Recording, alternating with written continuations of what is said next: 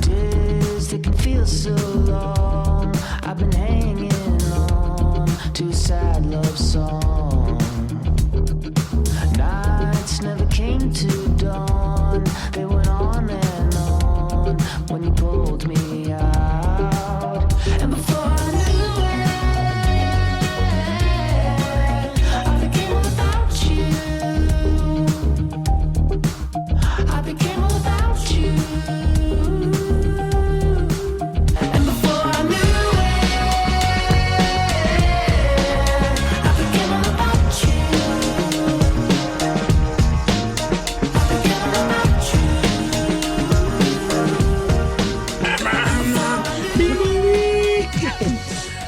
What?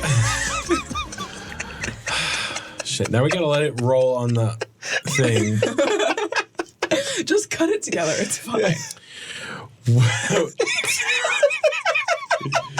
Quiet! Quiet in the court! I'm trying not to laugh because if I laugh, I won't stop. So. Welcome back to Ads on Air, episode 10. I'm Alex Munoz. I'm joined here with Katie Standish. and Derrick Brown. I put it on the wrong person. I say we leave that because it goes to you and it just goes Derrick Brown. Okay, Derrick Brown over here. Hi. And Katie, introduce our guest. Yes, this is Dev. I'll let Dev introduce herself then. Hi, everyone. I'm Dev. I'm the president of Kesey Student Ambassadors. Kesey is the Kelly Institute for Social Impact at the Kelly School of Business. We pretty much connect sustainability with business and help students find a career in that path. And say your major. Oh, and my major is marketing and sustainable business, and I'm a junior. Sweet. Thanks for having me. All right. This has been Ads on Air. We'll see you next week. I've been Just Derrick kidding. Brown. We've got a lot of good stuff to get into today, and Katie's going to take us to the first one here. Yes. Topic, the bad. Yes. So we'll we're see going what's to about. go over all the bads. The bad what? Social issues and Bad sustainability. boys, bad boys. Pretty much all of it. So we're going to start with the famous Pepsi ad with Kendall Jenner. Great.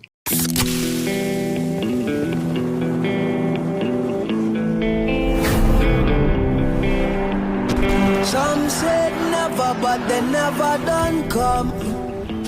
Yeah, and took our trust. It's been winning, but the lovers ain't done. Yeah, not on my watch. Took all my rights away. Telling me how to pray. Won't let us demonstrate. Wrong. We are the lions. We are the chosen. We're gonna shine out the dark. We are the movement. This generation. You better know who we are. Who we are. Yeah, if Some said fire when the fire was ice. No, and so the light took all my rights away. Telling me how to pray. Won't let us demonstrate. Wrong. Well, living the core with pride. All of the lions will strive. Working so hard to unite. United, we tired of lies. Tired of lies. We are the lions. We are the chosen. We're gonna shine out the dark. We are the movement. This generation. You better know who we are. Oh, oh. We are the lions. We are the chosen. We're gonna shine out the dark. Yeah, we are the movement. This generation. You better know who we are. Oh.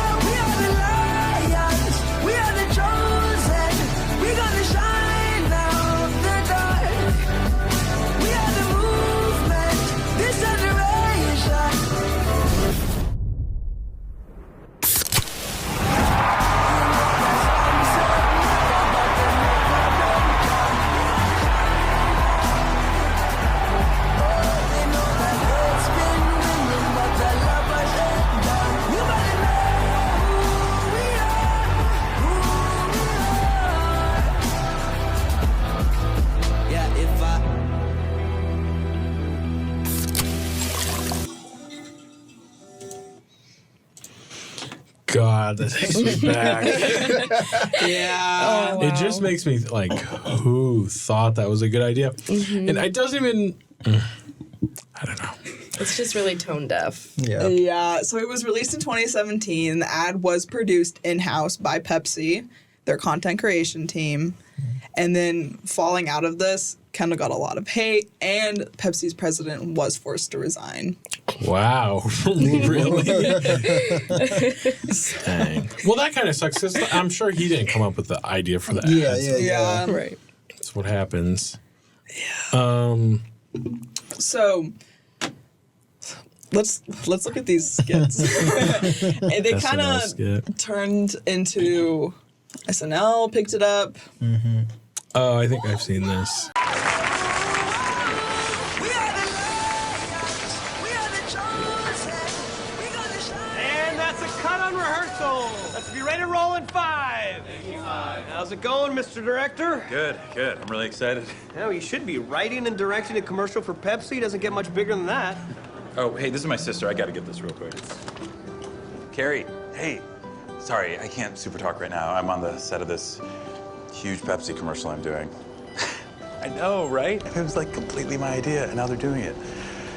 It's great, yeah. I mean, okay, so, well, it's an homage to the resistance. So there's this huge protest in the street, reminiscent of Black Lives Matter. And so everybody's marching, right? And they get to these police officers, and you think it's gonna go bad because there's kind of like a standoff. And then Kendall Jenner walks in, and she walks up to one of the police officers, and she hands him a Pepsi. And then that Pepsi brings everybody together. I mean, isn't that like the best ad ever?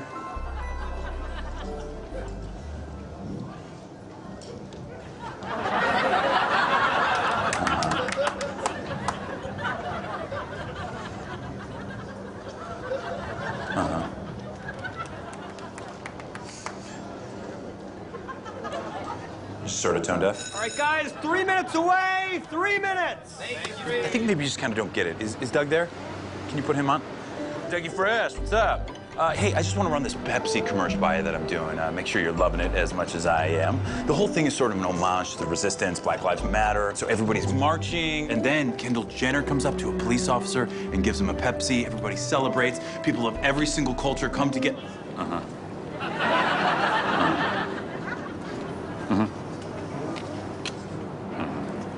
No, we're celebrating these cultures. We're celebrating Black culture.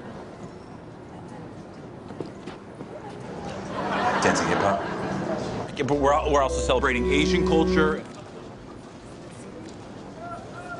Gonna be playing the cello. Oh, got it. Just kind of using them. To sell soda. Right. It's gonna be bad. All right, people, 60 seconds till we roll on this man's singular vision. Ah, yes. Hey, man, could you maybe put a neighbor on the phone? Like a black one? Hi, ma'am. Yeah, hey, we're shooting a little Pepsi commercial over here. Just wanna run it by you and get your opinion on it. Okay, great. So the whole thing is sort of an homage to the Black Lives Matter movement. Don't even touch it. It'd be insane to touch it. Right, okay. Don't even show police?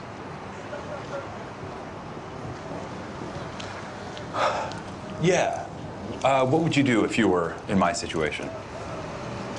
Just run in my car. All right, we gotta go, people. Hey, Kenny, do we have time for a quick rewrite? Hey, no can do, bud. Let's invite Kendall to set. She has a heart out in 45 seconds. No. Okay, well, bye, Chloe. I gotta go. I'm on the set of my Pepsi commercial.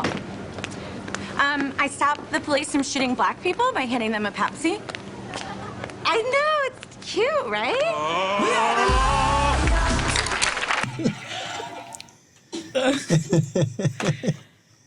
Okay, also, I will say in like all the research, Kendall had not part of the creative process at all. Right. She just like Since was she's a the part of face. it. But I would think they would like pitch her the idea. I would assume like you'd have to approve it Yeah. as an Yeah, influencer. she probably is just like scrolling on her phone, and they're like, "Okay, Kendall, so what we're gonna have you do is Yeah, see you're black gonna people from the police. hold this Pepsi, and you're gonna give it to this guy."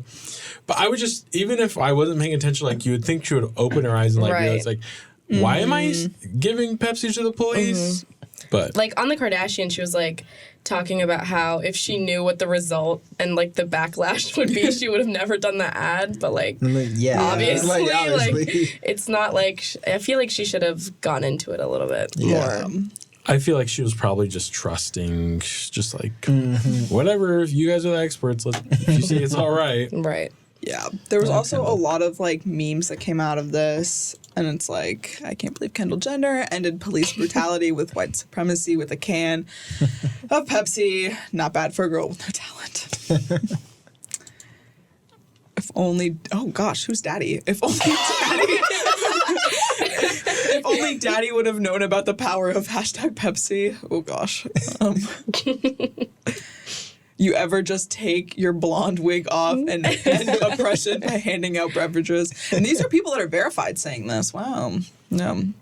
So there was obviously, normal ad, sell Pepsi. Terrible ad. We talk about it. Sell more Pepsi. No escape from consumption. Buy tickets to... What? That was kind of irrelevant. Why I kept reading. So pretty much the memes, the parodies... it becomes a big thing. And to this day, like this happened in 2017.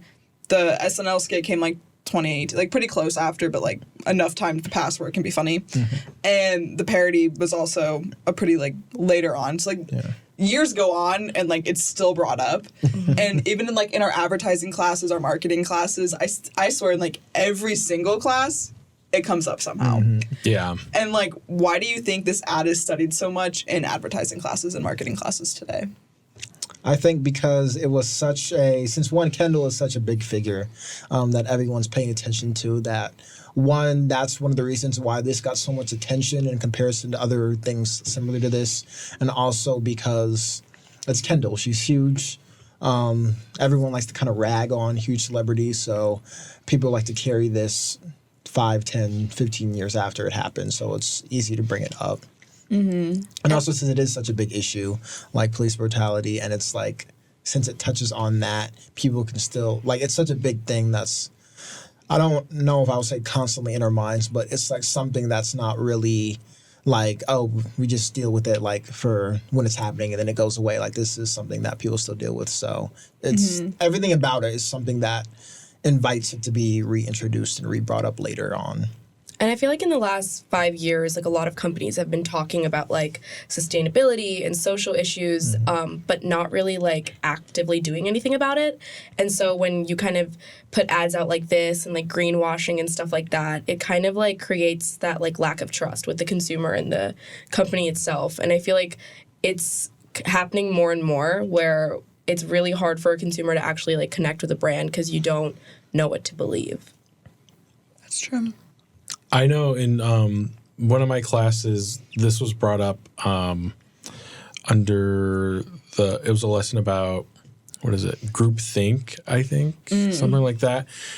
Because you look at the Pepsi ad and it's like, how did no one like catch it? Or like, how did like, it's so obvious, like back then, like, it was wrong too. Like, yeah, right. It didn't make sense. So it doesn't make sense how it got released. So it was like a lesson of like, just because you're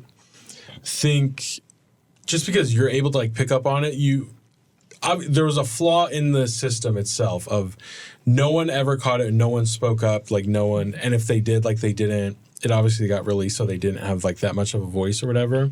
So I think like in terms of like the process of making an ad, like first it's strategy and then it goes to creative and then it goes to this and then it goes to this or whatever. And so if you're like the fifth person, you're the fifth team in that chain, you kind of just assume that everything that you're getting is approved. Well, they didn't say anything about it, so it must be fine.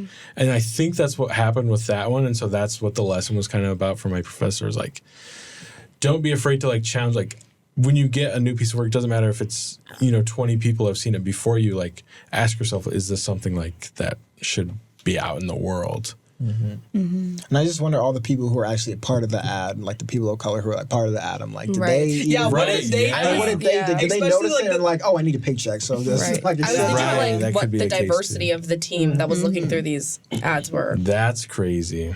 Yeah. I wonder Yeah, I wonder what. Like, did you call was like like. your wife's black neighbor and ask them how they felt about it, and they approve on it? Right. Well, and I also think like in the SNL skit, they do show that it's like they're feeding into stereotypes a Right. lot. Yeah. And it's like, what were they thinking about when doing that? Like, And there are, like, the focus purpose groups, of right? the ad. Yeah. I would assume they had some kind of focus group or something. But it's just very interesting how it would have actually.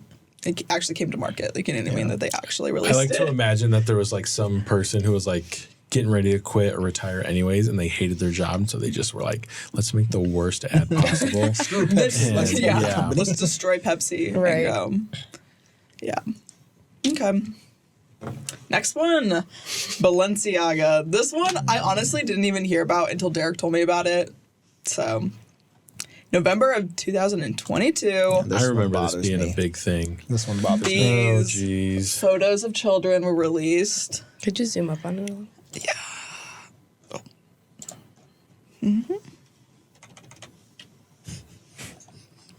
Lovely. And Oh, it's on the teddy bear That too. one, too. Yes. Love that. Yes. yeah, yes. wait, Oh. the ones that have like stuff on the like.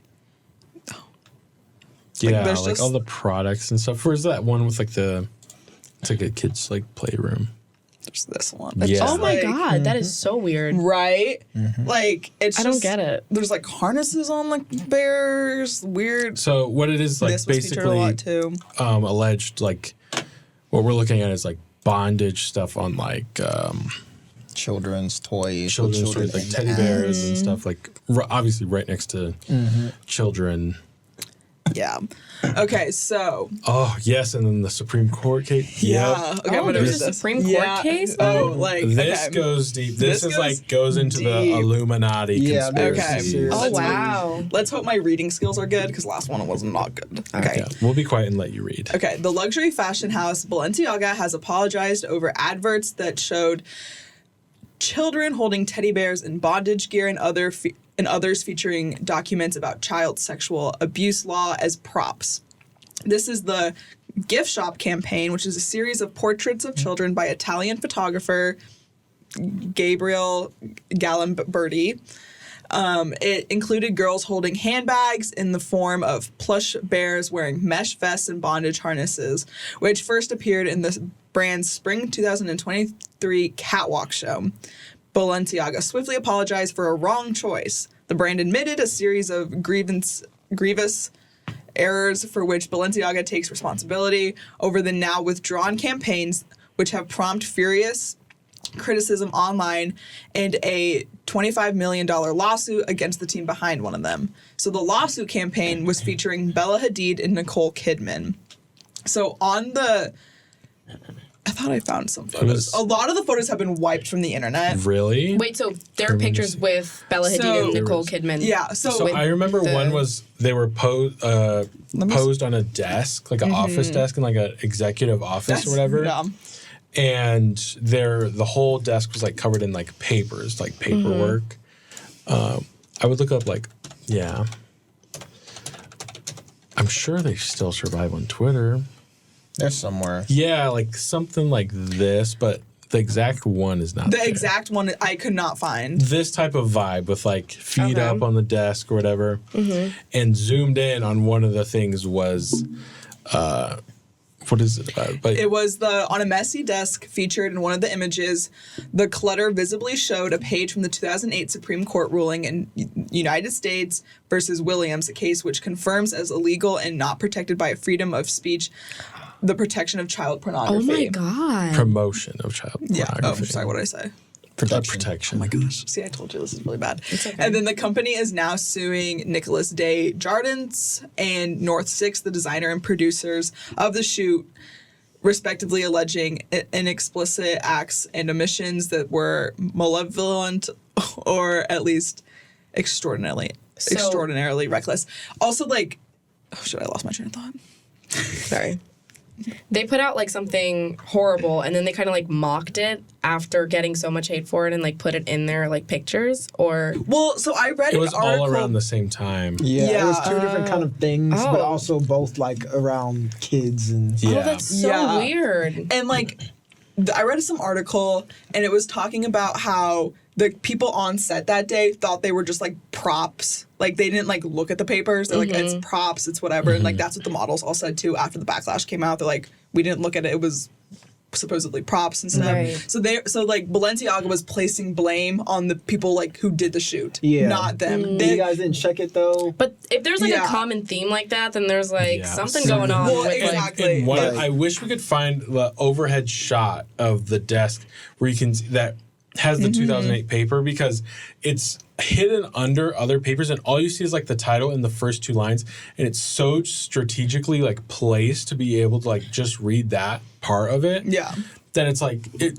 You know, they weren't just thrown all over the desk. They were made to look like that, but they were really strategically They were strategically placed. placed, yeah. And also, you wouldn't put those papers there if Like you someone had didn't to, want someone had to print that off. secret meeting Like, or whatever you printed it it off, is. or you just found them around the office or something. Yeah, that's like a weird case to just like have around or to use as a prop. Yeah. Like, Yeah. Yeah. Right. Like, And how I did feel that like end for up in those your kind prop? of props, you'd Yeah. probably have like some stupid pieces of paper like Yeah, lying around. and like legal jargon's like what you use. Like Right. it's just like random big words, and that works. Weird. Yeah, so it was really weird. And then, So sorry, I will oh not no, just- say yours. in the other one with the, I think it was a little boy or something. It was it was like a kid's room or whatever, and there's like drawing on the wall and just accessories all over and stuff. Yeah, that Oh, one. this one, yeah. The double A. And so, like, this is where the conspiracy stuff comes in. Balenciaga is spelled wrong on the caution tape. How do I scoot over? Why don't you just do, like, right-click, Oh, you made it smaller. open in a new tab. Just right click on the image. Yeah, and then you can click like Go image back. in a Go new back, tab. back. Yeah. Right click, open image. No. Yeah, And then go to click. that. Oh, okay. Thank you guys. We're showing Katie how to work a computer today. So anyways, the caution tape says Balenciaga on it, but there's 2 A's.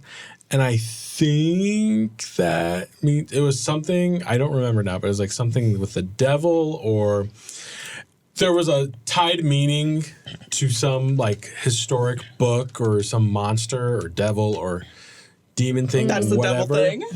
that had a meaning, like it was like a monster who like ate children or something crazy. Oh. So Wow. I'm the really black confused. hood, and then Kim K was wearing that on the runway. Yeah, that's what we're gonna talk. Yeah. So then Everything about these like high designer fashion bands, I know, honestly, to they me, creep me is out. And I feel like a that little didn't even off. show the products well. So like, obviously, like that wasn't even There's their an like first. ulterior- Yeah. Yeah. It gives like secret society. Yeah, it's like your Marc vibes. Jacobs thing that you Yeah. watch for Halloween. Yeah, so then the fallout, Kim Kardashian made a statement that she would reevaluate her partnership with them. And she only took like a really, really small break. She took a brief break from November to April. That's 3.5 months. And then came back to them. Because she's a part of the club. She's in the Illuminati. She's in there. She's drinking the child's blood. Oh my There's- god. Oh my God. These are not real allegations, but that's how far like the, what do they call it, androchrome or whatever. No idea.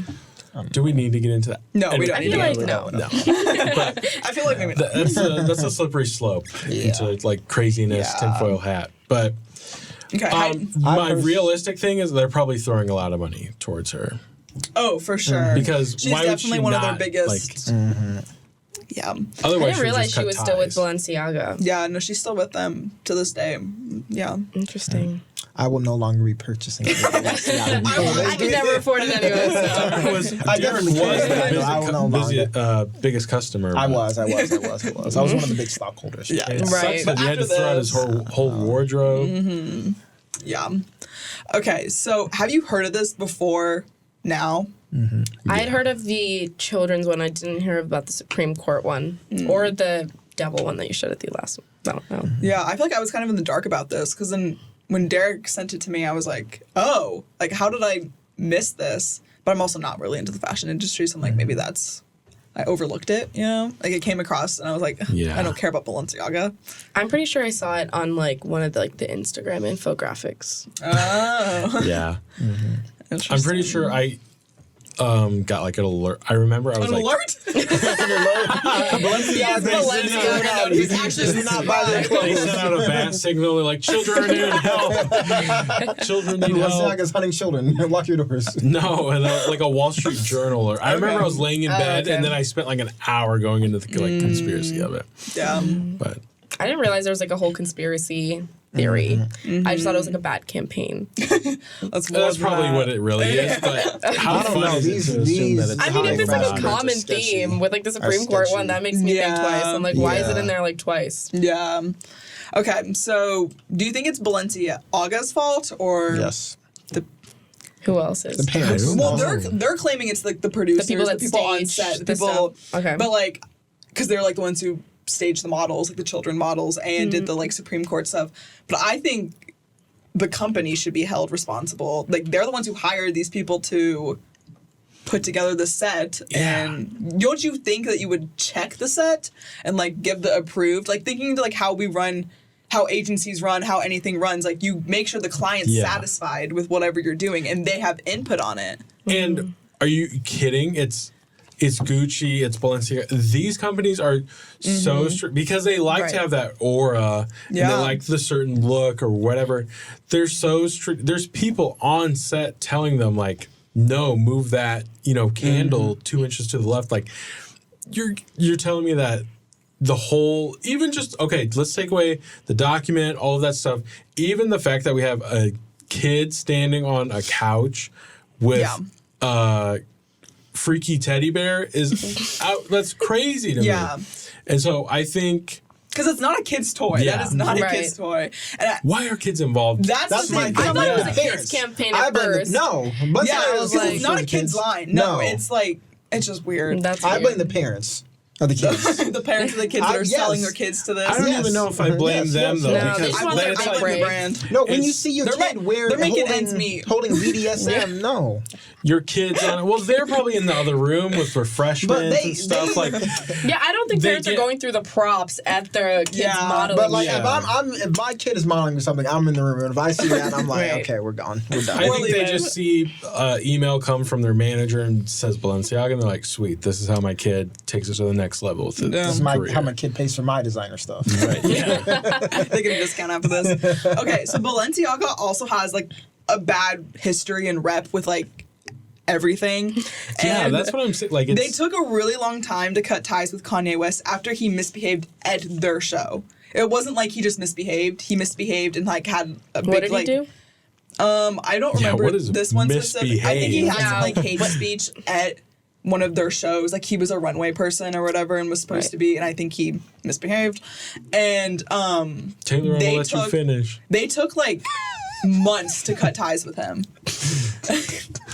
Thank you for that. He It's also a serious topic. Well, that's and what the he fact said. that they like No, choose to partner with him after he Yeah. said multiple like horrible things Well, about exactly. many different communities. Because he was saying all that stuff, and they still kept him. And then when he started doing stuff at their shows, they still took months to like remove him. And so it's just like, what are they thinking? I do think there's something going on behind the scenes. Yeah, like Yeah. something. I don't think it's like something crazy and like really wild and out there, but I think there is some. Yeah. So I don't think they're learning from any of this. Like they're getting hate, but it's like, oh, they're getting hate from not their target market. Like we're not in their price bracket. Exactly. Like, They don't care about us. Like the people who are buying their stuff, the people who are in that stuff, like, don't care. to be But are honest. people, because I've seen people wear Balenciaga, and I still see it not as much now. The sweater.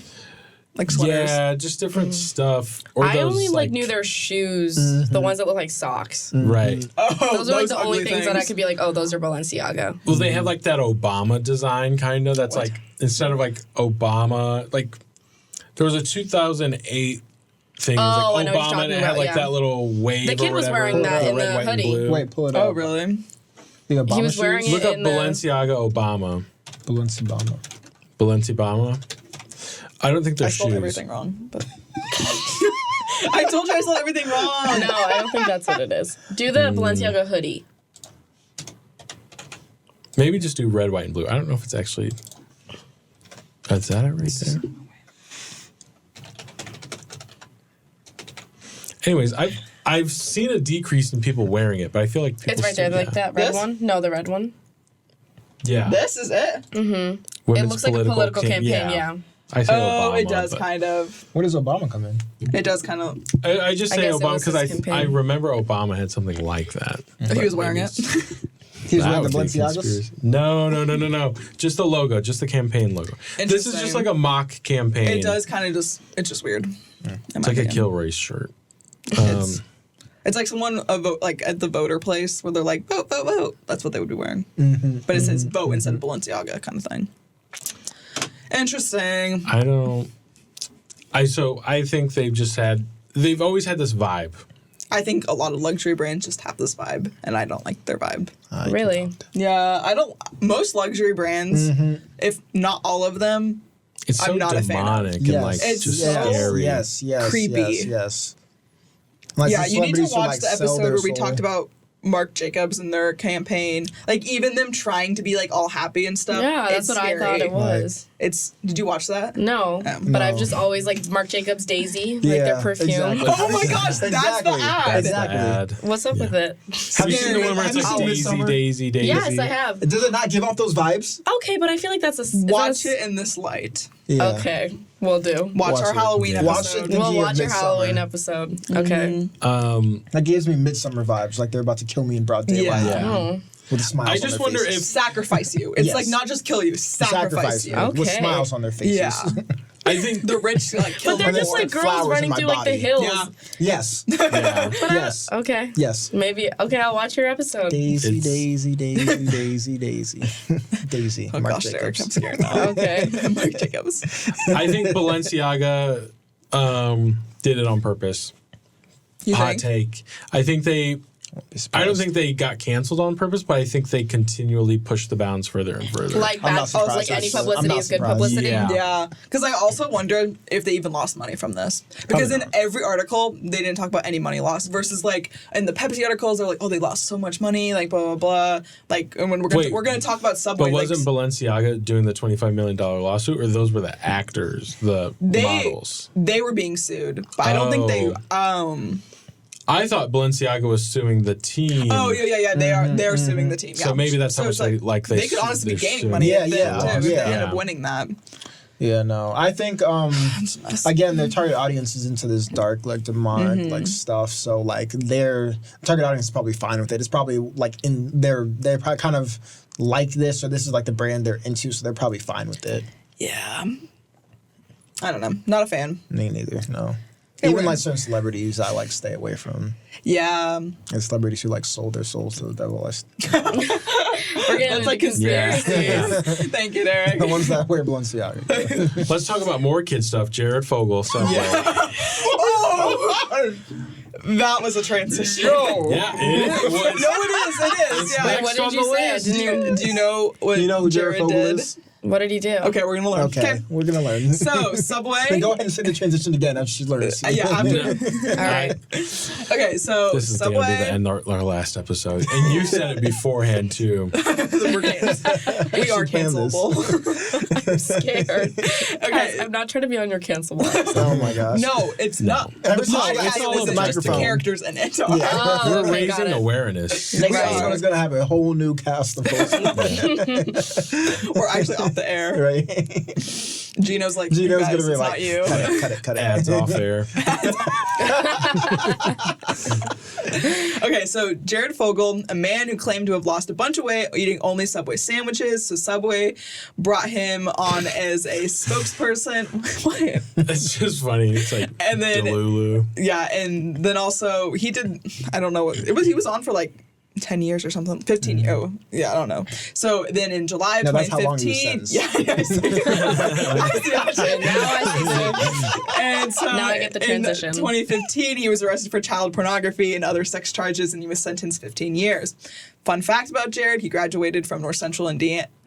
North Central High School. He went to IU Bloom? And Oh it gets my good. God. He went to IU. No. And he graduated in 2000, and he lived above a Subway on like 3rd Street or something, and that's the Subway he claimed to have lost a bunch of weight to. The Subway has since closed, by the way. Oh. But Dude, There's the connection to IU. Wait a second. that's what they don't tell you on the they're hiding tour. that. That's what they don't tell you in the They tour. don't tell you Hey, on the celebrities tour. should Now win we're here. actually canceled. IU's coming for us. Celebrities should win here. We're Jared. Yeah. So I Did thought you know that was when you applied here? I did not. I did not know that Jared. Okay. I didn't even know who he was. Yeah, well, Yeah. that changed your decision in choosing a school. I mean, he was Right. successful it until he got charged. Maybe. Yeah. Yeah, until he got caught. Yeah, until he got caught. Gosh. Okay. So here's his first Now we ever know why we don't have a episode. Subway episode. Oh my God. Here's Old. his first. Yeah. This I'm telling you, like he was around with them for a while. Here's Jared Fogle. You may have seen him on the news or a talk show. He was inspired by Subway's great bacon sandwich. That's really creepy. Jared believes in a healthy lifestyle, including lots of water. At the heart of Jared's routine are Subway sandwiches. At Subway, you can choose from 7 sandwiches with 6 grams of fat or less, and they all taste great. Food for thought. Subway is the way a sandwich should be. This program is brought to you by Subway. We know. Thank you. Ads on air is brought to you by Subway. I think it's funny how they emphasized even back then, combined with a lifestyle of walking regularly. Right. Yeah. Like they were They had explicit. to, like, yeah, you're like, we're it's not gonna- just us. Don't just eat our sandwiches and just like sit this there. guy works out and he eats Subway. So this was his last ever feature before his. Hi, I'm Jared the Subway guy, and this is my story. Young guy eats too much junk food and gains a lot of weight. Guy changes his life by eating at Subway twice a day and walking a lot. Guy loses over 200 pounds and keeps weight off for 17 years. Guy now has 2 kids, and even more reason to pass on better eating habits to young people everywhere. This is my story. Ready to write yours? Subway, eat fresh. Yeah. Yeah, looking back, he does kind of have a creepy vibe. Yeah. Yes. So Have you guys? Oh, go ahead. This is my story. No. Subway suffered from a big sales decline. Their sales dropped by Really? 3%, and in 2015, despite opening 778 new locations, so they had a bunch more locations, and they were still losing money. Like a Well, lot. they were Their already sales, going. there were They're sales. still going under till today. So, was Yeah, But that was the start. Was it though, or were the sales already Okay. declining? So then that happened in the summer. So his cancellation and stuff like that happened in the summer of 2015. And so in December of 2015, this was their first commercial back. So this is like post being canceled. You know what I mean? So summer to winter, basically. yeah. Oh. That looks a little too close. I was about to say that guy looks a little too close to Jared for me. That's the first image of the new commercial. That's Hi, I'm Gerard. I'm Gerard Fugel. okay. So I only eat Subway once a week. That was weird. okay. That ad sucks. That was. Yeah. So But that guy's from Arrested Development. He's pretty funny. he's I Arrested know. from Arrested I love Development, Arrested Veep, Development. all of it. I love him. Yeah, so this was like I think it was a series of 3 comedic videos aimed to encourage working professionals to actually take a lunch break, to actually eat their lunch during their lunch break. They hired a brand new agency. They got rid of their old agency to restart fresh kind They're of not thing. the ones who. Actually No, did it. I mean Right. they That are, but probably they sucks for are. So them. I think it was just like unfortunate for the agency to be associated with Jared. Also, can I just make the point that why did we all start hating Subway? They didn't know. Well, that exactly. Jared, I think there's just that like brand association Yeah. that Yeah. just Yeah. happens with stuff like this. maybe it's just Exactly. sometimes And, like, like, ugh, also- Subway. I remember like Derrick saying something about how you were talking to one of the industry people and agencies are like being less inclined to use celebrities and influencers in And the then, fear like, of them being canceled and Right. looking bad on the brand. And some of it is clients who refuse to work with Yeah. certain celebrities just out of the fear that they'll be canceled and then that'll be tied to the brand. Oh, I didn't realize that was a trend. Which is like, I think that it actually is true because we were in a period of time where like influencers were like the only thing marketers were using. Right. And Yeah. like it becomes a lot. Okay, yeah. So they hired this new agency, BBDO, in August, about 1 month after they cut ties with Fogel. And what they said publicly when they released, they took kind of like a hiatus. They like kind of went off the grid for a little bit. And when they released this new campaign with Tony Hale, there was like a full campaign. They used hashtag Save Lunch Break. It was like a social media thing too. And it says, we need to start doing a better job of activating through social media. Chris Carroll, Subway chief advertising officer, told Nation's Restaurant, don't be so conservative and have fun with it. The ads are fun, not safe. And then they also hired the former Coca-Cola executive, Joseph Chapati, as their new chief marketing officer, post Jared. I found that quote, the one I told, the ads are fun, not safe. I found that very interesting just because their ads were focused on Jared for so long, and then this was their first ad campaign back, and for their chief advertising officer to say that publicly instead of addressing the Jared thing, I think it maybe should not have been that way. I feel like their thought process was like, if we just don't talk about it, then it doesn't become. They're not associated as much. And it might have, I'm sure that they had to do some type of PR thing or make a statement or whatever. And then this is like months later, I'm sure that it's just like, let's just talk just about, like, just fresh start. We're just talking about new ads. And, which I disagree. Those ads look safe to me. There's nothing like edgy about work break. Yeah, the ad's not that good. Yeah, the only reason I just like kind an of like average it, ad. Yeah, the only reason I kind of like it is because the Arrested actors. Tony Hill, yeah. Exactly. So like, But he didn't even have a hook hand, so what's the point? but yeah, so also they just got like canceled for using a public figure, Jared, and then they come in using another public figure. Yeah. But Jared didn't come in as like a known celebrity, right? No, he's known. This is 2015. Arrested Development's done. No, he's talking about Jared. Oh, Jared. not Tony. Jared Gotcha. wasn't I was known like, before. Yeah. He was this. only became famous because Well, of So I in think his maybe first that's what their phase- thought process was. Like, we don't want to go with like an ordinary person that we let's know go with nothing a about. celebrity. Let's go with a celebrity that is a public figure. I guess that's true. But sometimes celebrities have hidden pasts, though. They too, do. so. That's true. I think Jared was a little bit known. I think he was one of those things where it's like slow news day and everyone in the country was talking about it, like, listen to about the guy who lost 200 pounds from eating But like just before Subway. that, Yeah, but before that, he like was wasn't just- a. Before that, he was just your friendly 3rd Street neighbor. Not so friendly. Yeah. Do you think people still associate Jared with Subway? Yes. Yeah. I do, but I'm not when I'm like purchasing Subway. Yeah, You know what I mean? Like I do in the aspect of like if I think about Subway, I'm like, I remember this guy. But I'm not like, oh, I'm not gonna buy a Subway sandwich because of Jared. I mean, like, I'm not a fan of Subway. Me neither. I don't think I Yeah. ever was. But, like, okay, another reason not to go there now again. Subway Just blame it on forever. Jared. Blame it on Jared. Yeah. Yeah. I know South Park, they used to do like a lot of parodies on this. They had in the show. Oh, really? There's this video game I played where you're playing as the characters and Jared's one of the like bosses you fight. And it's like some of the things he does is kind of Wow, awful. I didn't. Like, I've never heard about this. Like, This is so weird. like Yeah. one of the things he does is pulls out a sandwich and like I'm gonna stop there, but it's they do parodies That's of this. crazy. Wow. So they still associate you. That because of that's kind of where I learned about it really. Really? From South Park, and I did some research. I was like, oh, because I was like, who is Jared? Why does he have a Subway sandwich? Yeah. And it's just like one of those things whenever you talk about like Subway advertising or just like talk about Subway in general, someone always wants to bring up Jared. It's just one of those things Yeah. like, it reminds me of the old lady who spilled a cup of McDonald's coffee on herself and like sued or whatever. Oh, yeah. But See, like, I've then heard of that one. The true story is like that McDonald's wouldn't help her, and so then she had to like counter or whatever. It's just one of those things where like people are like, you know, that guy actually went to jail for blah blah blah. Yeah. Yeah. When he is released, do you think it'll impact Subway?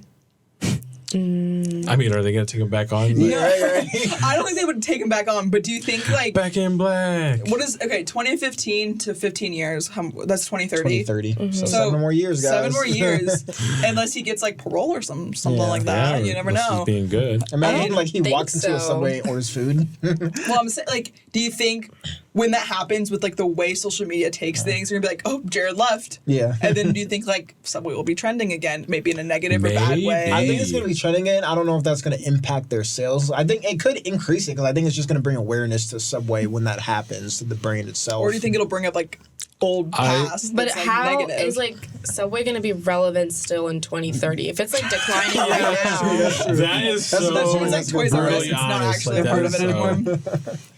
That's true. Subway can do something with it, like I don't know, something like They can spin it. Like I feel like they shouldn't touch it. Yeah. It's like child pornography. I feel like that's Yeah. a little. Yeah. It's Just It's I'm thinking of just- something like don't like telling be a people Jared. like, don't let Jared in the restaurant or something. Oh, like if you see him like a life or ban. something.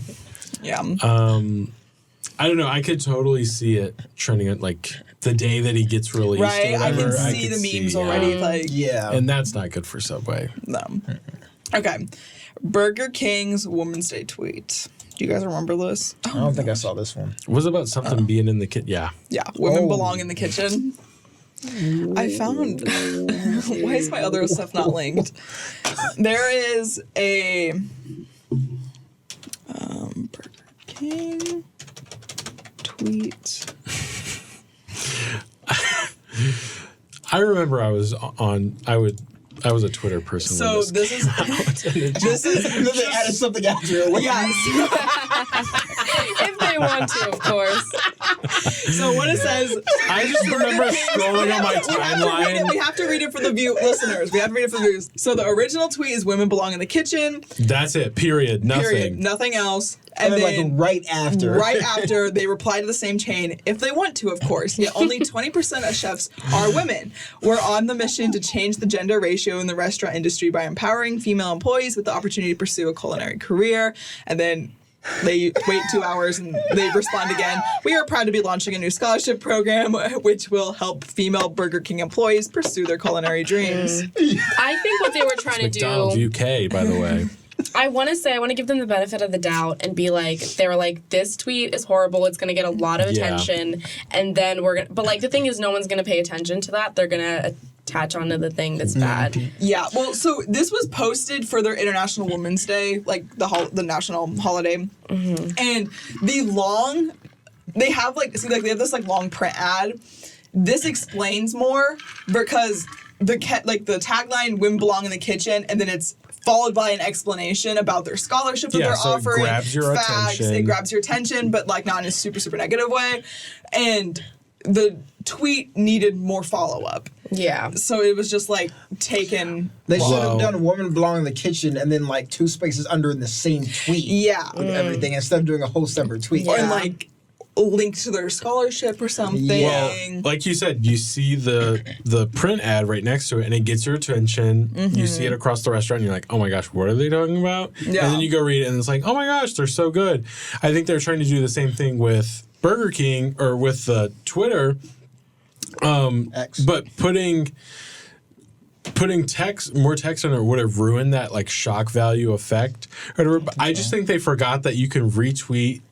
Just tweets and not the whole thread. Yeah. And so everyone was just retweeting "Women belong in the That's kitchen" exactly by what I was going to say. I Burger feel like it's a very, it's a big statement and something that a lot of like women used to hear here. So a lot of those, like, what is that one? 163,000 retweets? Like that's crazy. I'm sorry, but I still think it's hilarious. Not that it's not right, but I think just the fact that there's a tweet out there that Burger King, just the thought of like Burger King is just having a random thought of like "women belong in the kitchen." Yeah. I don't think feels like it has it's impressionable. It's a big company, so it's not a little risky. It's pretty risky. Yeah. But I try to see what they're doing.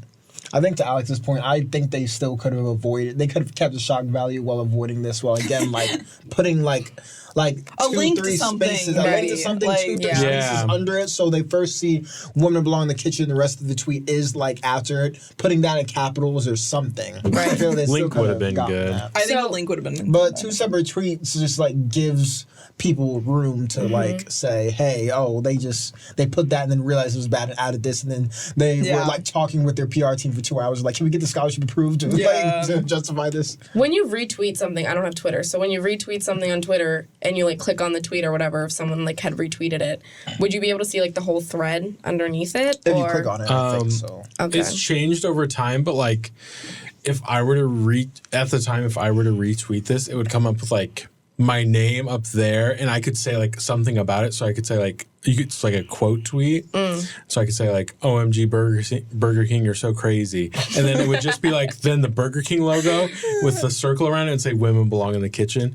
Yeah. So you would have to click on not only my tweet, you'd have to click on the tweet within the tweet, and then look in the comments and hope that. Because I don't know if even threads were available back then. Oh wow. Because then they had then they came up with like direct things, so it was like just a chain. But I think that could have even been See, that's how because it's, it was like, replying risky. to. So they're just replying. It's like leaving a comment and hoping that it's like the top liked one. But if the top liked one is like someone going off on them, then that would have been the first thing that you I feel saw. like Burger King is like not the best at advertising. Like we literally talk about it in like my marketing class. They had like this one that came out a while ago they came out with ribs, and they had like a pig be the one that was like promoting it, and it was like a man with like a pig's head or something like that. I don't remember, but it was trying really to be weird. like Chick-fil-A and eat more chicken or something like that. And it like didn't even look good in the ad, and it just failed really badly. But I personally love Burger King. You are their target audience, according to my marketing class. Yeah. What? Yeah, it's men in like 20 to 25 is their target audience. I was about to say, is that just a profiling thing? No. Oh, no. Men 20 to 25. That's what I meant. I cannot wait to clip that and put that on my Instagram story with no context. Oh my God, I just did what they did. Without continuing. I should have said, you are their target audience, men 20 to 25. For the record, Burger King fries are good. The rest of their food, like the chicken nuggets and stuff, that just scares me because it's also cheap and I don't understand how they do it. Yeah. So I don't eat there the most out of all the fast food places, but I do. Their ads do appeal to me. I mean, I think they're funny and just goofy and. Like that I like one the jingle rebrand ad with the guy who's singing. I hate that. It gets on my nerves so much. Whopper. Happy The only Burger King ad I can think of are their chicken fries. And they're like, oh, chicken fries are back or something. Okay. Now we'll... Love you, Burger Positive. King. Just next time, make sure you put some context in there. Yeah. Now we're going to be talking about good things. Yay. So we're going to be talking about Dove's branding, which Dove... If you've like seen any of their ads, they're pretty uncancelable, I think. They do a really good job. This is their partnership with LinkedIn. They did a partnership with them.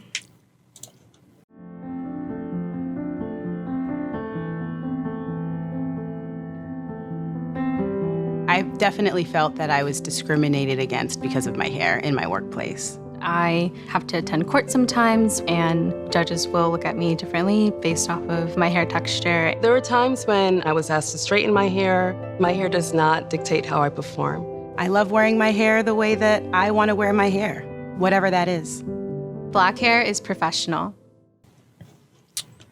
So that was a campaign they did. We're on the mission to help pass the Crown Act for more inclusive and equitable workplace because hashtag Black hair is professional. And then they also, on their website, like if you just look at their website, they have project after project that they're actively working towards. And they have links to petitions. They provide extra information and educational resources that you can go beyond their website as well. And then they have this Dove Self-Esteem Project, which this is on their website as well. I read about this somewhere. Wait, just to go back to the hair thing, what were they actually doing about it? They were supporting some act that would make it so you can't get discriminated against? So they're supporting the Crown Act, and then on their website, they have links to petitions and more resources for people that are struggling or anything like that. And they did that in partnership with LinkedIn as well. So then, like, LinkedIn was posting about it and stuff, too, and, like, hosting, like, seminars. And then on their website, this is part of their website, they have, like, the Dove Self-Esteem Project, and it's just... body, like they have, like, this is them with Nike, this is them on Roblox, like that's kind of random. And which one's this? Oh, this is Building Self-Esteem and Body Confidence, a guide for parents, mentors, and guardians. Wow, like nice. They have like a bunch of different information. Like at Dove, we believe no young person should be held back from reaching their full potential. However, low body confidence and anxieties over appearance keep young people from being their best selves, affecting their health, friendships, and even performance at school. And then like they just act like here. They have links to find out more about being helping parents and mentors, teachers and educators, youth leaders, like how to help the younger people get over that. And they have a confidence kit, classes for kids. See, this is back to the My Hair, My Crown. Like they just have so many different resources, you know? So it's like they're going beyond like saying it. They're showing like action items actually. And then Oh. Maybe don't play it. I don't know why I said that, so maybe. Is it long or something? Is that why?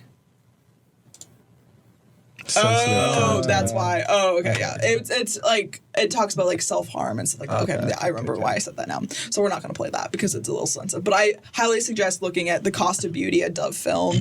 And that's like their own little short film that they created to like spread the message even farther. You know what I mean? So the website shows a long list of their partners. For more than 15 years, they have been helping parents. Oh, I already talked about this. But for 15 years, they have been helping parents, mentors, teachers, and youth leaders deliver self-esteem education that's reached more than 60 million young people so far. And by 2030, they aim to have helped a 4th billion build their own positive body image. Thank you. They believe no person should be held back. Oh yeah, I talked about. Okay, so they've been doing this for a long time because this is their 2004 campaign. I feel like I've seen this like a lot. Like Dove? Yeah, with Dove, yeah. Okay, folks, so very quiet, please. Camera's rolling. And we're recording sound. It's slated. Sounds great.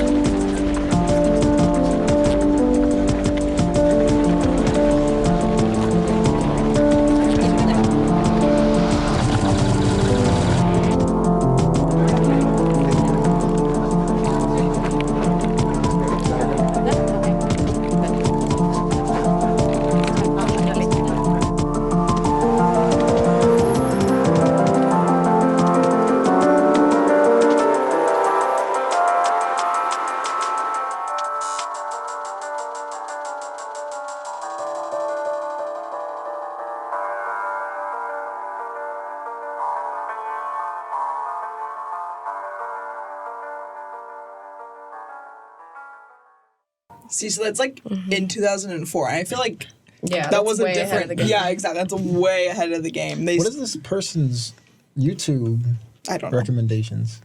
This? Yeah. That's off topic, Derrick. Okay, then they have the 2016 campaign, Define Your Own Beauty.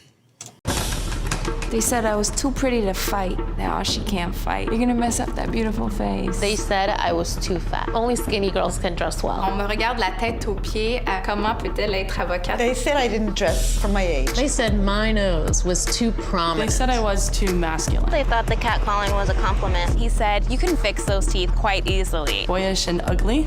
When they were talking about female, they weren't talking about me. This was not pretty. They would holler from across the street. Look sophisticated. Embarrassing nose. Too chubby. Was too skinny. Manly. Crazy hair. Never looked good. Too wild. Too cute. Too beautiful. Too fat. He said. They said. She said. I said, no way. You aren't me. I'm me. I'm not gonna be defined by anyone's expectations. I don't dress my age. I dress myself the way I am. Because my face has nothing to do with my boxing. I'm ranked #1 in the country, #2 in the world. As a fashion blogger, my style is 100% unapologetic. I don't want to change my teeth. Le physique n'a rien à voir avec mes compétences. This is me. This is my hair. My beauty. My beauty. My beauty. My stay.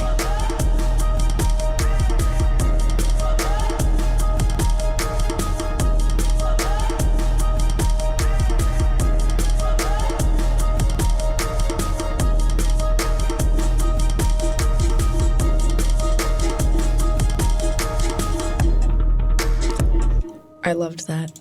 I love those kind of ads. It reminds me of like the Always Like a Girl ad. Yeah, I know what you're talking about. When Like it a came Girl. out, I was obsessed with it. I watched it so many times. Are you talking about the one where it's like Run Like a Girl? Yeah. I showed it to like everybody in my family and all my friends. Love those kind of ads. Love it. This one, this is a 2022 postpartum awareness. I thought this was really interesting because I think when you think of like these social issues that like brands typically go towards, it's like race, it's like mental like disabilities, and this is one that I think most brands, if not any, like no one talks about this, and I think it was a really good take on that. You know what I mean? To bring awareness.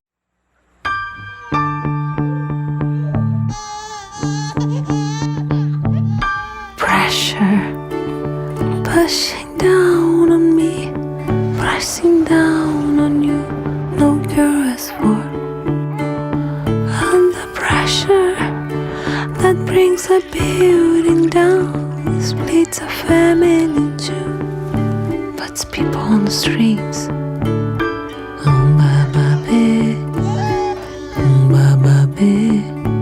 Hey there, hey there.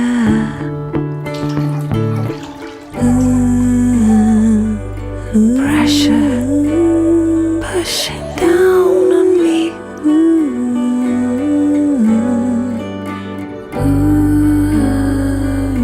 Pressure under pressure. Oh, that one was really good too. That was a good ad. Yeah, so like I think it's nice that like Dove puts themselves in all these different positions to be able to help other brands, like not other brands, other people through partnerships with other brands, like their partnership with LinkedIn. And I think it's just cool that they're able to play. They're good at it too. Yeah, that's like, the key. That's the thing. like they're doing it the right way. Yeah. Versus like Pepsi trying to be woke when I think they're just doing it to be woke. Yeah, you know what I mean? It feels very like authentic and inclusive, and you can't really like.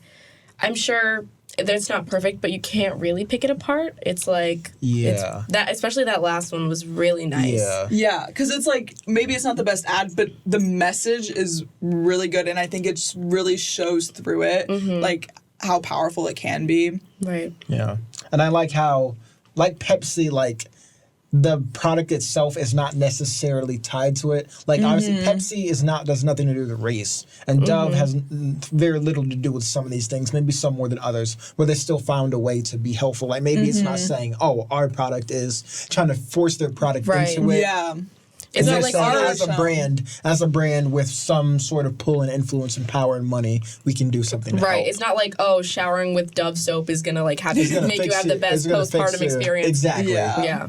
It's like acknowledging like the difficulties and the hardships and trying to help it instead of being like, we will fix everything for you. Yeah, it's a byproduct and everything's going to be okay. Right. And you can tell that the brand actually cares, especially with like their campaign starting in like early 2000s. Like they've been ahead of the curve, like, you know, ahead of before it was cool to be ahead of on these social issues. Like they were there before that. So you can tell that it's very authentic and they actually care. Yeah. Especially with like these petition links, these resources that they're also providing.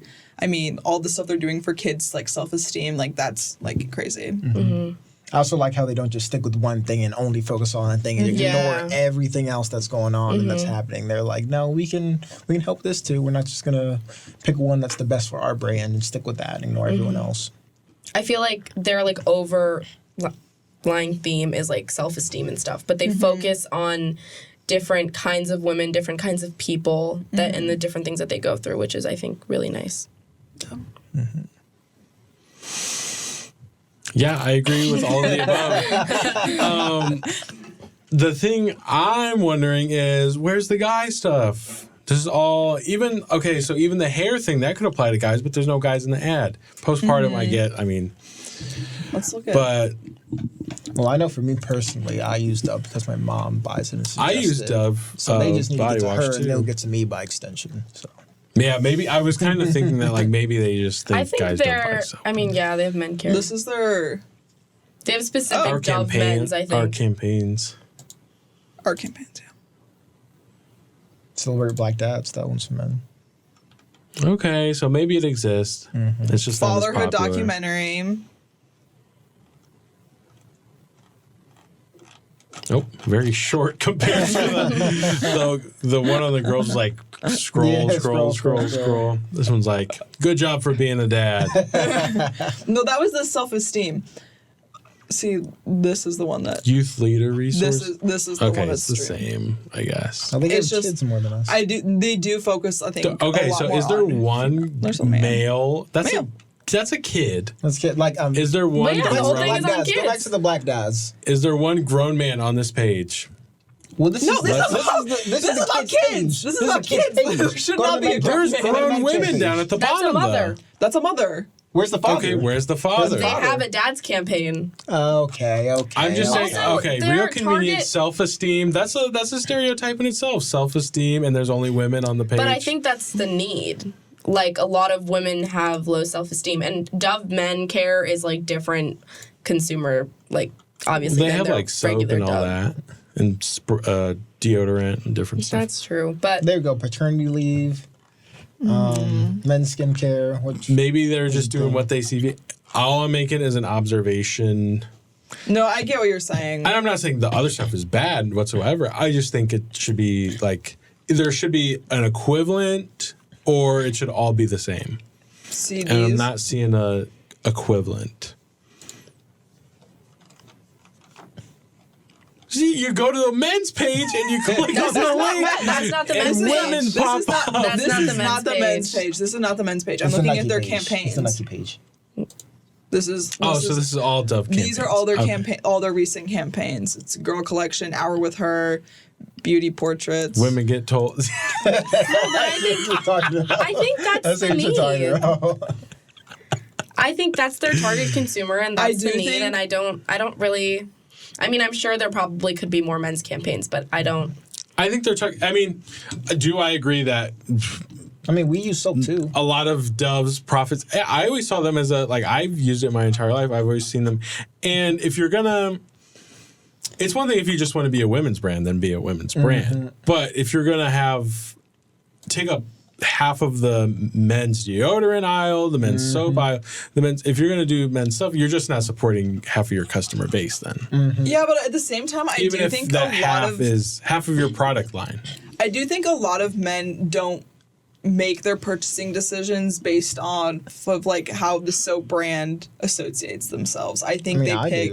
Do you actually? I do research into my soap and like my my scents and like all that stuff. I do research into it to find like the best scent that people recommend. I don't know if it's just me, but me personally, I don't care if my soap supports me feeling good about myself. Well, I'll find the soap that makes me smell the best, and then I'll feel good about myself. But also like if you do more marketing to like let me know about you. Like I don't see a lot of Dove marketing in general targeted toward men. I do appreciate I'm thinking about for beard stuff and facial like men's care, like grooming products. Like I have all my stuff comes from one company, and they've got brushes, and they kind of lean into the more I think of Old men Spice should take care of and stuff themselves. like that. That type of thing. I do like those are men's brands. But the things that they're talking about, for example, in the workplace and children, we see that disparity of women get, significantly, they're discriminated against more in the workplace than men are. And then young girls are very impressionable because we are put with a bunch of stereotypes and you have to act a certain way. So I completely understand why they're going that route. I'm sure they could definitely do a little bit more with their men's brand, but I think what they're doing is focusing on the need. We don't see a lot of talk about dads, and I think that's really cool that they're talking about that, bringing attention to it. For their men's stuff. Yeah, so I think what they're doing is talking about things that not a lot of people talk about or need to talk about. Like the postpartum, we don't really see brands talking about postpartum, ever. Yeah. So I'm sure there could be more done in men's, but I don't necessarily think that's something that should leave them out or be we should pick apart for them. Yeah. Sorry. I was just gonna no hate to Dove, and I don't think all the issues are not the same. If obviously men or women have been discriminated against more in the workplace, especially black women with their hair and stuff like that. I just mostly for the kids stuff. I feel like if there's when I go to the sports thing. I just remember growing up and there was kids in school who couldn't afford deodorant or you could just tell they that stuff is real, and I don't think that's based on gender. And at that age it's not really about being supported or discriminated against, it's just about being supported as a person rather than a gender. I do think for their kids campaigns to be more gender neutral kind of thing, just because young boys are also impressionable. That's and being able to form them into a good human being the same as young women are self-esteem and stuff. There's just as much I don't want to say just as much or whatever, but there is. I feel like for young boys, there is a very much a pressure of how you should act and what you should be and things like that too. I just hope for the kid stuff, I hope that if there's funding like being sent out and stuff, it's getting to both. I wonder like their videos and their lessons if it's like only directed towards girls or I if do they also wonder. just do it kids in general. I mean, at least I've seen in like the beauty and hygiene like brand and like the industry, usually it is very one or the other. It's either male or female. So I guess there is some sort of pressure or expectation that you do focus on one. And like Dove, I feel like on the surface, it does seem to lean more female. So I guess it does make sense where all of like the male brands are more darker colors and then more like outdoorsy. And there's like a different type of marketing that goes into those. Right, like you click Dove's Men's on here and it's like completely gray. And Yeah. So I guess it is hard for brands in this industry to kind of skew both ways equally. So I do understand Maybe it was just surprising to me because I've always thought of like, when I think of Dove, I just think of the soap. Right. I think of like the deodorant too, because like my mom used like the girl deodorant and then like the gray deodorant I've seen too or whatever. But the actual soap itself, I've always thought of just like a neutral thing. Like they have women's products, they have men's products, and then they have just There's products. the bar soap, that's for everyone. But maybe I'm sure I would not be surprised if it was like, well, the research shows that 90% of our soap sales are going to women because whether that's because they're buying for the house, whatever, they're buying for their husbands, kids, whatever. So I mean I can't. I'm not telling Chick-fil-A to market to burger eaters or people who love like bacon and stuff. Okay, let's talk about the Heineken. Is that how you say it, Heineken? Yeah. Okay. I always feel like I I have say to that say wrong. I do have to be somewhere at 7. Just I gotta go. You can exit. This is taking longer than we thought. Am I allowed to leave? I would describe my political views as the new right. I'd say that I'm left.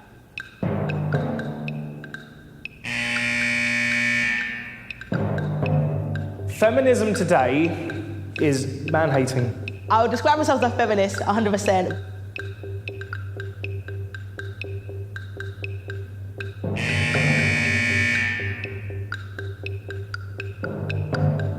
I don't believe that climate change exists. We're not taking enough action on climate change. I think it's about time these people got off the high horse and started looking for credible problems that actually exist. It's absolutely critical that trans people have their own voice. That's not right. You can't, you know, you're a man, be a man, or you're a female, be a female.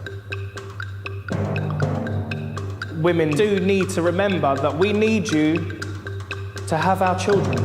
Could I be friends with someone that says a woman's place is in the home? Right, okay, well, I'm an expert at flat packs. If you have any trouble, just watch me. So it looks like I've got your instructions here. I think so. Let me help you. It's not just that bit there.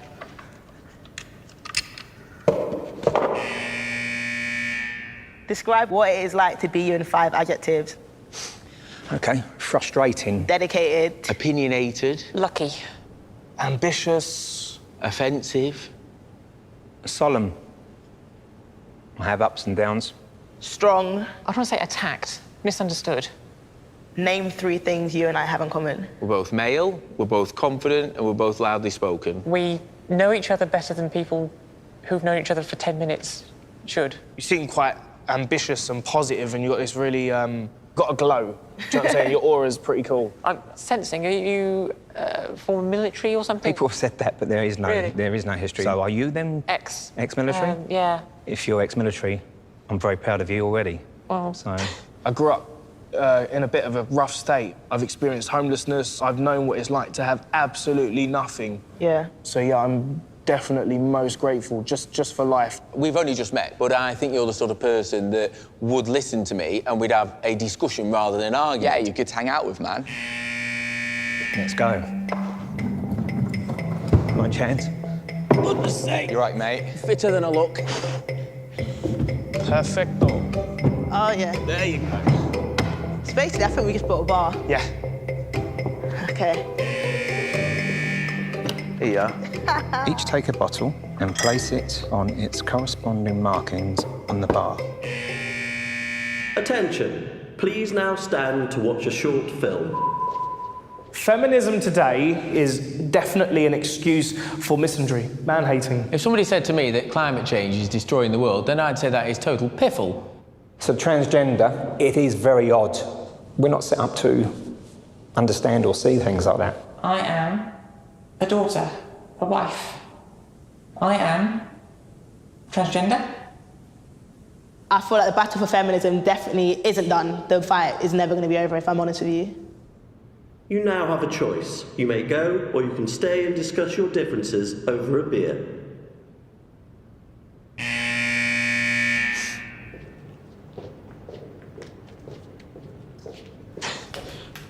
I'm only joking.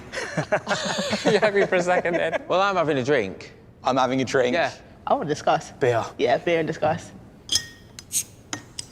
Cheers. At the end of the day, mate, About I've reaching enjoyed out to working people, with you. yeah. And, you know, even if you wanted to convince people about your point, the productive thing to do would be to sit down and have a beer. Just engage. I've been brought up in a way where everything's black and white, but life isn't black and white. Yeah, I'm just me. Yeah. Smash the patriarchy. I'll give you my mobile number, you give me yours, and we'll keep in touch. I'd have to tell my girlfriend that I'll be texting another girl. She might be a bit upset with that, but I'll have to get round there. I'll have to tell my girl. Okay. I don't want to be a hater, but I wonder how much of that was scripted. I was gonna say the same thing. I was like, seriously, because I've had conversations with people that have very differing opinions to I do, and one conversation never seems to be like one Heineken. oh my god, I changed my mind. Right. Like, I believe climate change is real now. So this was released in 2017, which was like right after the Kendall Jenner and Pepsi ad was released, which got a lot of hate, versus this ad got so much praise on social media. It was trending on Twitter for a while. And the majority consensus was that it was a great ad. And it put the spotlight on political divides that are prominent in the world at the time. But instead of taking a firm stance on issues like feminism, transgender rights, and climate change, they focus on the basic values of communication and like coming together to get over your differences. And what do you think makes this different than the Pepsi one? Because the Pepsi one got so much hate. This one got a lot of praise. Was it because they supposedly used real people and that they were able to like come together because they weren't actors? You know what I mean? It wasn't using a big celebrity face that like we all know.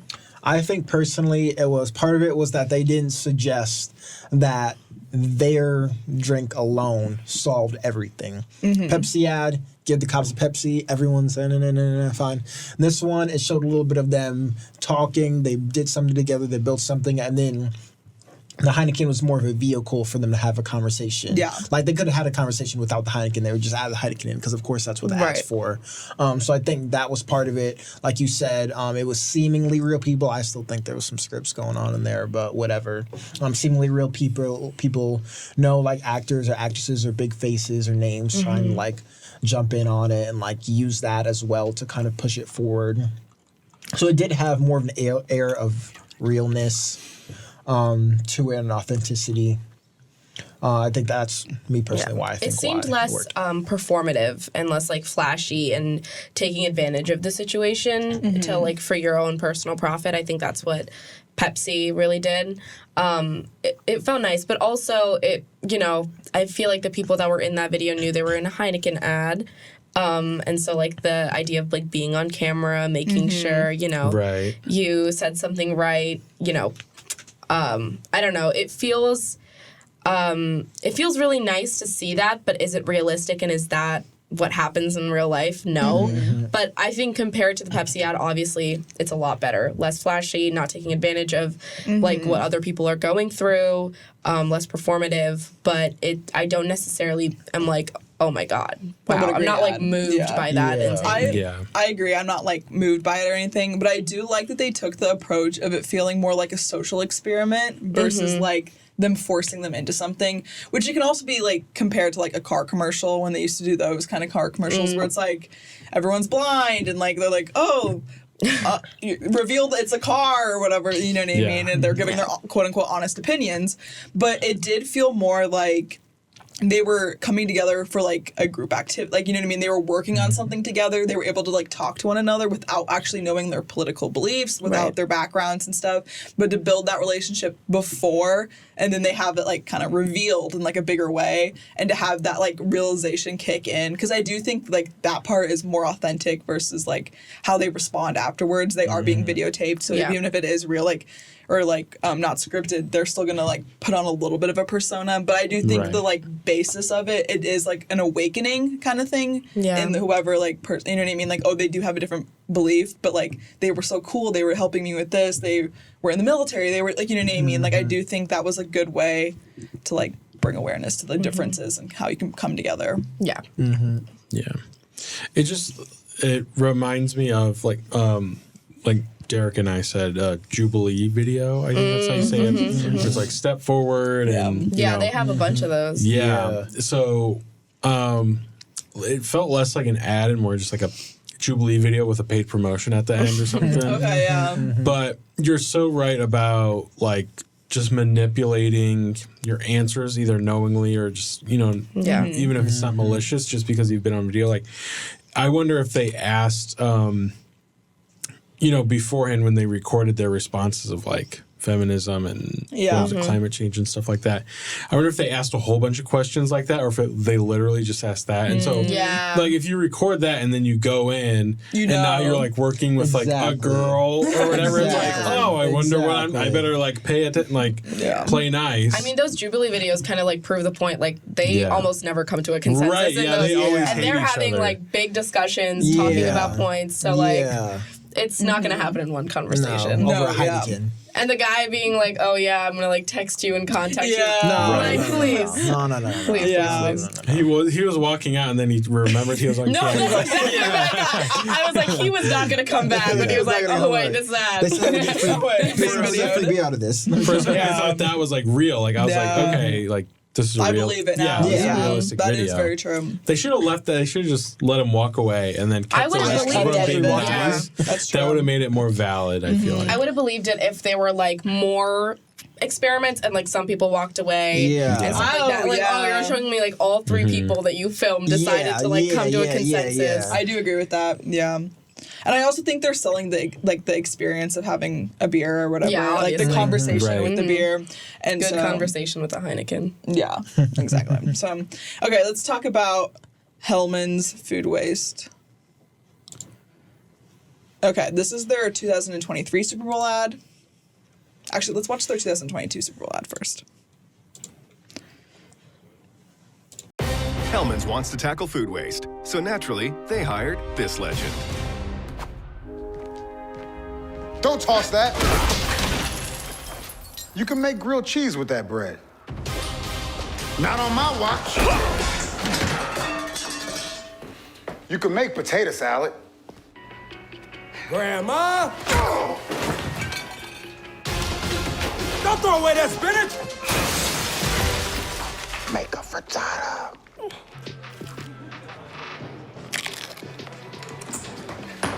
Whoa! Mom's already tackling food waste, Mayo. It's a big guy. Sorry, man. Had to. I get it. I'm very hittable. Make taste, not waste, baby! Okay, so that was their 2022 Super Bowl ad. Good tagline. I like that. And this is they got a lot of praise from it. And they came back 2023 with their Super Bowl ad. John Hamm. It's weird. You know who that is? You know John's? I love Any idea Mad why Men, we that's are in why. a fridge? Well, I'm Bree. Yeah, I'm John. I know, but you're John who? John Hamm. So we're Bree and Brie and Ham. Ham and Brie. I get it. And Hellman's. we're dinner. Well, with Hellman's, all these leftovers can be anything. Is that Pete Davidson? Uh-huh. He really is everywhere. I'm gonna eat you guys. You guys are really delicious. It's weird. Hellman's brings leftovers to life. See, I like that when I feel like there's something that ads do wrong when they like do social issues or sustainability where they like go super serious, and then that causes people to nitpick it, and then you're like, come on, like you're a beer ad, like you're a beer, like please. I feel like that's like keeping it very simple. Yeah. You say a point, like what are you going to be like? Oh my God, they don't actually support like. You know, I think that's the way the brands should do it. Like, you bring awareness, you do what you're good at, and that's it. Like, don't try to do too much. Then it's, like, performative. You're just trying to make a statement. It's too much. All the recipes that they mentioned, now that I think about it, like potato salad, all that stuff, those were all, like, have mayo in it. Yeah, exactly. Oh. That I think it's a very effective ad. I love that one, And especially the first, like, one they did for the 2022 Super Bowl, they used, like, a football player, you know what I mean? So, like, it's attracting to that crowd, too. But then they're also using Pete Davidson, which attracts Gen Z and millennials, I think, a lot. You know what I mean? So it's, like, attracting everyone. Like, I think it's effective and it's really good. Yeah. Little criticism. I never saw the first one, the 2022. Yeah. I remember seeing the 2023 with John Hamm. But I didn't know that was food waste. Like, I don't think they really drive that point. Like, the first one, they definitely do. The first one, I think they do a better job. And so unless you kind of know about, but even, like, who's really paying that much attention except for advertising majors to eat, like, know that, okay, last year, Hellman did food waste ad. Their ad was food waste based. And now they're doing it again. Like, I don't think people are remembering that. I do think it's a little harder because they're using, like, they're spinning off of the actor and actress's, like, name, like Ham and Brie. You know what I mean? So, like, it can be kind of harder to, like, it's hard to miss, or it's harder to miss because, especially if you don't really know who they are and they're, like, talking about their names at the beginning, it's even more confusing. So, it just might have been good to, like, I don't know, like, do, like, a bit of, like, where Pete Davidson's gonna, like, throw him away at first or something like that. I thought he was actually funny. like put them up, like grab them out of the fridge and like eat them. That's true. Yeah. I mean, I feel like they tried their best with like making it a Super Bowl ad because I know people pay attention to Super Bowl ads. Like, compared that's, to like, regular ads, that's very true. And I think the 2023 one is a shorter spot, isn't it? Yes, it is a shorter spot. So they worked with what they had. And they spent more of the budget on the actors. Right, that's what I was saying. They had big names. They had 3 big name actors in it. Like, how much did that cost? Yeah, so they had a short. They couldn't have him like throw them out. It was too much editing. And they had to like pay for having them CGI'd in the fridge. Also like too much time like on set for them. Like, They had John Hamm and then had actual like Brie cheese. Yeah. He's on Brie Larson. I don't know who or she is. just Ham and Brie Larson. Yeah. How did you? Okay, well, that's fine. Okay. So we're gonna talk about agencies and their social impact. So the B Corp certification is becoming a bigger thing for agencies now. It's like I feel like agencies are kind of a little late to it, but the B Corp certification is a designation that a business is meeting high standards of verified performances, accountability, transparency on factors from employee benefits and charitable giving to supply chain practices and input materials. And there's a bunch of different stuff that you have to like achieve, which we'll not go that much into right now. So Wieden & Kennedy has been one of the first to like become B Corp certified.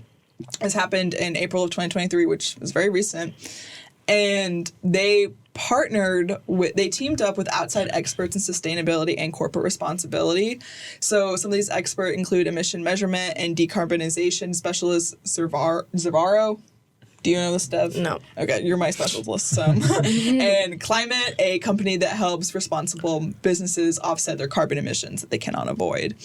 So with Zavaro's support, they've developed a comprehensive science-based strategy to reduce emissions, including the decarbonization of their physical footprint and intentional business travel. And then with Climate, they offset 1,500 tons of emissions in 2022 using high-quality carbon removal methods. And this is an advertising company? This is an advertising agency. Yeah. This is the agency behind Nike. This is the agency that I want to work at. They're a very famous, they're a big agency. Well-round. So then in the U.S., they're like all over the world too, like Wyden and Kennedy. In the U.S., they're an active member of the Green Bid, which is a grassroots initiative supporting the ad industry's movement to zero waste, as well as a carbon neutral, sustainable, and regenerative practices. With their help, they've implemented several sustainable practices across numerous client productions, including reducing landfill waste on set, recycling sets, managing energy use, switching to bottleless water services, and recyclable service items and utensils. Their definition of sustainable workplace also extends to their people, so they focus a lot on career development, financial education, student loan repayment, premium benefits, and investment in personal creative projects, encouraging the passion projects for the creatives in the workspace. And then this is a quote: much like advertising, sustainability is an ever-evolving field with constant shifting targets. In January 2023, Wyden & Kennedy opened its 10th office in Mexico City, which will begin the B Corp process after 1 year of business in line with the B Corp protocol. I think this is really great, especially because we don't necessarily, when we think of like B Corps or companies becoming sustainable, we generally think of like big companies that produce producing stuff. Yeah, not necessarily an advertising company. And I think this also really helps with those big corporations like Nike with their like scope 1, 2, and 3 emissions, which like make the entire value chain sustainable rather than just theirs. Obviously, Nike has a lot of work to do with their sustainability stuff. But I think like that an advertising agency that's not constantly like producing, you know, different products and stuff like that to put that effort in to become a B Corp and become sustainable and decarbonizing themselves is really great. Yeah. And like, if I knew you were this smart, why did we spend so much time talking about Subway? I know. This is why I had her on. Tier 1, Tier 3, Tier 4. Yeah. And then also something that I think that Wyden & Kennedy did really, really good is, so with their carbon removal strategy, they have a case study also. So like students can like work on it, you know what I mean? So like this is their link to it. It's with climate. Of course, it's going to take forever. So it's like, how can agencies evolve to do good? And they like give you all the things you need. You know what I mean? Like, I think it's really cool that you're able. Oh, you can book a demo too. Wow. Club meeting. Like the doc with like the summary. Oh yeah, this. Yeah. So. No, go up. Oh, sorry. Yeah, right there. Oh, sorry. No, you can keep talking. I'm just reading. Yeah. So, do you think consumers care about B Corp certification? And focusing, like, I mean, on products, I think there's a lot more, like, awareness to it. But when it comes to, like, advertising agencies, like, if, let's say you're Nike or whatever, like, you're a big brand and you're looking for an ad agency. I mean, we know they're, like, with Wyden & Kennedy. But do you think that's, like, a factor in their decision-making? Like, because they're like, oh, the consumers are going to care. You know what I mean? Yeah. Or is it like, because I don't know.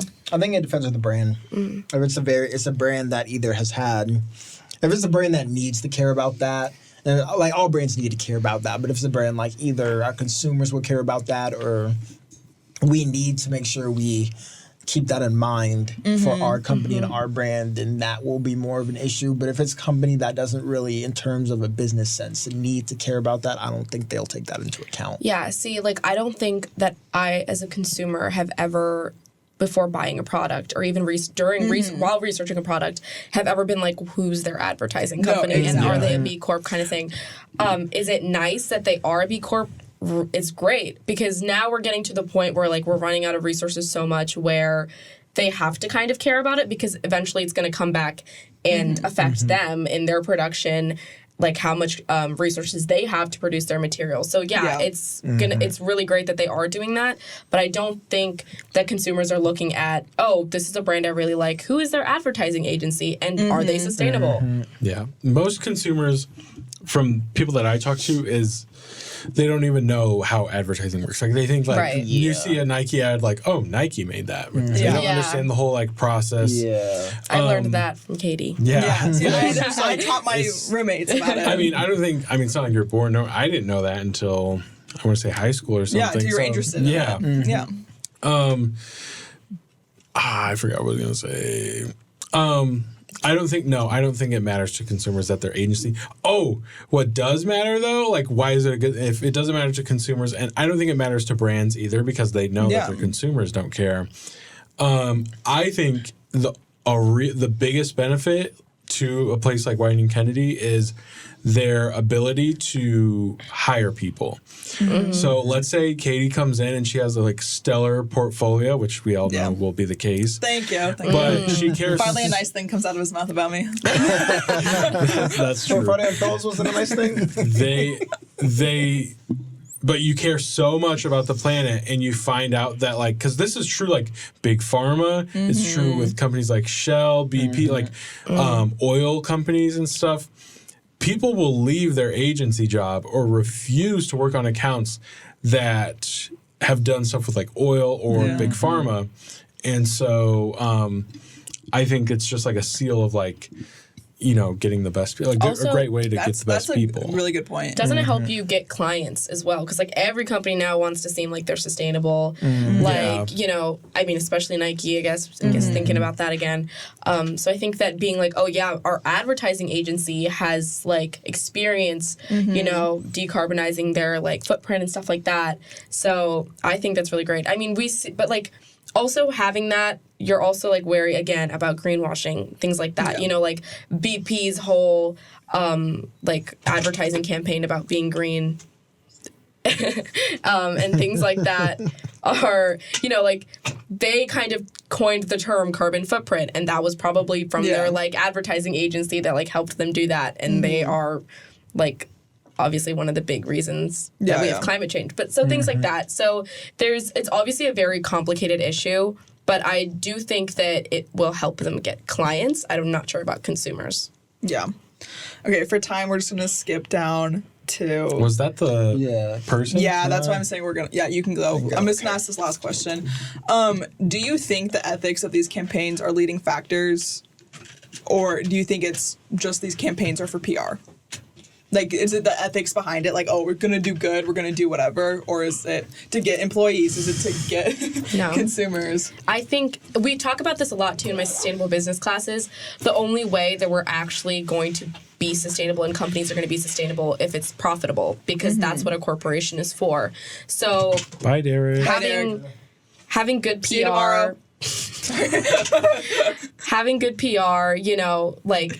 This is going to get me more customers. That's genuinely, I feel like, the only... Unless they're, like, an inherently sustainable company, and even then, sustainability is becoming more profitable now. I don't think any company is like, oh, I'm doing this actually for the good of the planet. Or good of anything, really. That's a good way to say it. I mean, I'd love them to. Yeah. Maybe hopefully I'm wrong. But I don't think... I feel like if we think that way, we're not going to be able to progress, because that's not the deciding factor when companies make these decisions. Yeah. I don't know.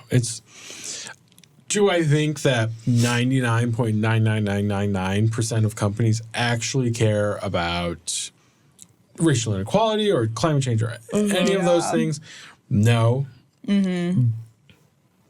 But my exception is, and this is like so like bad trust issues, but like my exception is like Patagonia. And like their don't buy our stuff campaign, you know, like don't buy more stuff, don't buy Patagonia. If you already have it or if you have something similar.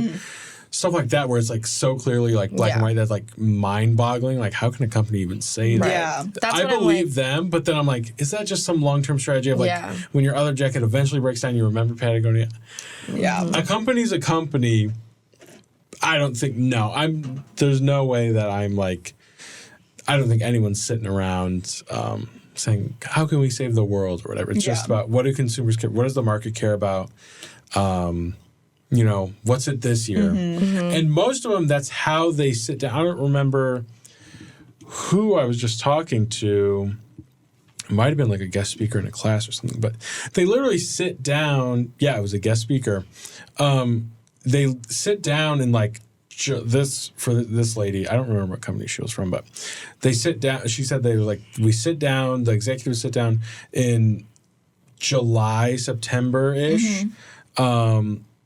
and talk about what usually it's one for each quarter, what like the goals, the ethical goals are for the next year, and then come up with plans and put it in place. So like, okay, we're going to run a campaign on this. It's looking like consumers are caring more about climate change. We'll do this. We'll donate $100 million to this. Like, I think there's good outcomes from it, but I think 99% of it is just like, it's just another to-do list thing. Yeah.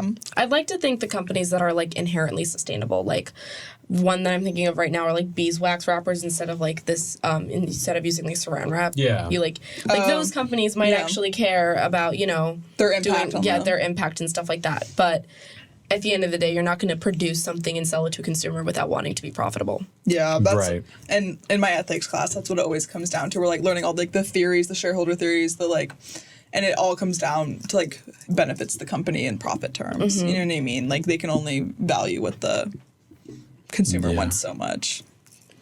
And to a certain extent, I mean, I think it depends on the scale of the company. If it's like one of the top 5 in the country, like I think of like a Shell or BP, whatever, like those oil conglomerates are. Those are a different story. But I think for 99.9% of the company, it doesn't matter what they want. But like what you're saying, it just their hands are tied just as much as anyone else because they can't go out of business and therefore they can't lose money by selling something. That's why I think we have to hold like those large corporations that actually have the ability and the financial ability to make an impact to do something about it instead of making those small changes. And I feel like that's a lot of the time what companies do.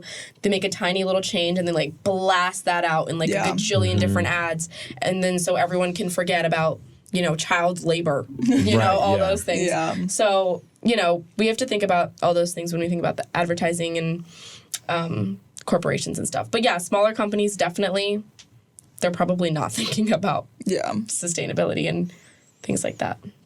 Very true. Okay. I think that's it for today. We're really past our time. Boy, did we talk about everything under the sun in terms of good, bad, and ugly. Yeah, I mean, we could honestly talk about this forever. This is like my favorite that we've talked about just because a wide range of things, It's an endless list of like, good things. I mean, it's just, especially nowadays with where the market is and where advertising is just going, it's all about what consumers care about and stuff like that. Yeah. Thanks for joining us. Yeah, thank you, Dev, for joining us. Thank you so much for having me. This was so fun. Definitely was a lot more nervous in the beginning than I am now. Good. Yeah, I told you it was going to get better. Yeah, it's fun. Any shout outs? You want to give any shout outs to anyone? Yeah, I'll give a shout out. Give a shout out to Katie. I'll give a shout out to the Kelly Institute for Social Impact. And I'll give a shout out to our roommate, Kavya. Who wanted to be here also. Yeah, she wanted to be here. Miss her. So shout out to her. And shout out to the polar bears. What? Shout out to the environment. Shout out to that's a funny joke. Shout out to Mother Nature. I get it now. Shout out to Mother Nature, really funny. For putting up with us. I mean, yeah. No. Shout out. Okay. We love our fans. Thank you very much. What were we going to say? Sorry. I was going to say, I'm like the #1 fan of Ads on Air. #1 fan of Katie Standish, Ginger Queen. Thank you, Ginger Except Queen. I didn't watch your Halloween episode. Gender Queen. I'm like, no, Ginger. Ginger, maybe stop I'm just twisting not with my the words. woke stuff. Gender Queen. All right, whatever the kids say these days. Ginger, redhead. Okay. I'm trying to think of something more to say to make it worse, but I will. I'll save you. I'll save you. Thank you. Oh, what did you say? Right. I'm the ideal candidate for Burger King. No, please. Oh my God. I want to make that clear that I meant to say men 20 to 25. I learned this in my marketing class. No. We're all good. Don't send any hate to anyone. Please. Don't cancel us yet. I've been Alex Munoz. I'm the ideal candidate for a Burger King Whopper. I'm Katie Standish, and I am a Ginger Queen. And I'm Dev, the guest. The guest. And Kesey Icon. Kesey Icon, Sustainability Queen. Yes. Say it about myself. Thank you very much. Bye.